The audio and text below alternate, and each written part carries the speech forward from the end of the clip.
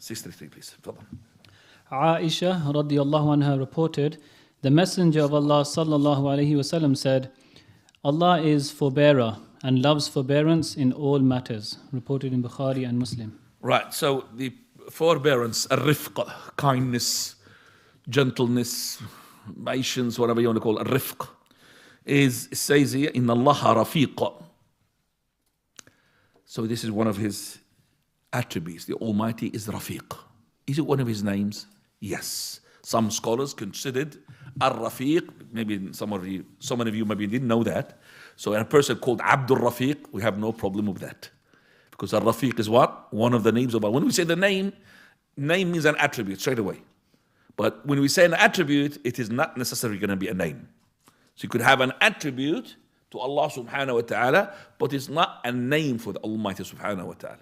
And there are lots of attributes there where we cannot say that Allah subhanahu wa ta'ala had been named with him. But you say a name, because name has to be husna, the ultimate good ones. There's no way that this name can be said in a way which will be criticism. Okay? So from the way of Allah, from the characters of Allah, sifatu, and that is al-makr, and the deed that he plots. But we can't call him the plotter. The name of the plotter. Okay? Right. So this rifq here, Aisha radiallahu anha, she said, Messenger of Allah, inna Allah rafiqun. Okay. What was the story behind this? There's a story. Aisha radiallahu anha, she was in the house of the Prophet ﷺ. Jews came. And when they came, they started saying the following. As-sa'amu alayk. Ya Rasulullah. Sa'am means death, or it could mean that, to be put off. Something which is calling against the Prophet of Allah. As-salamu alayk. And he says, As-salamu alayk. So the Prophet of Allah, he would replies for wa alayk. Salamu alayk wa alayk. And upon you. Now Aisha, she could hear the twist of the tongue of those people from the Jews who came to the Prophet ﷺ.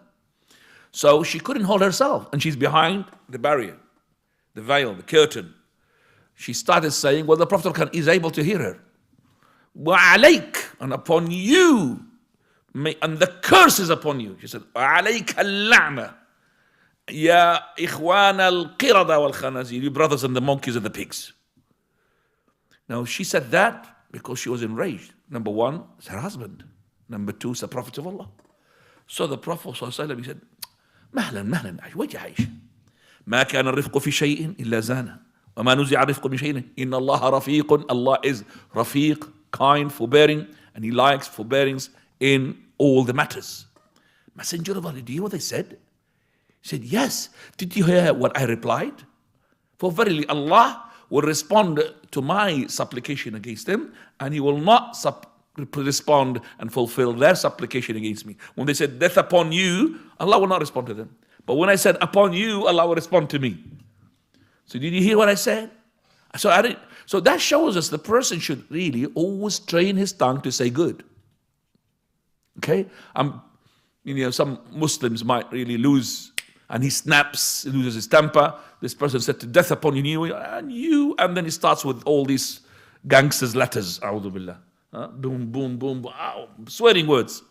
Train your tongue to say the better. And that is a better slap onto that face. So he said to him, and upon you. Simple as that. Now, those who came to the Prophet of Allah deserve more than what the Aisha she said. But the Prophet of Allah said, no, لَيْسَ الْمُؤْمِنُ بِالْفَحَّاشِ وَالْفَاحِشِ وَالْبَذِيءِ.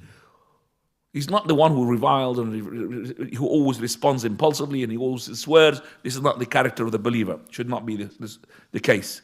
So here also we find as well from the thing that we benefit that the Prophet of Allah was so keen for those who have been saying bad words against him to reach the truth and to listen to the haqq.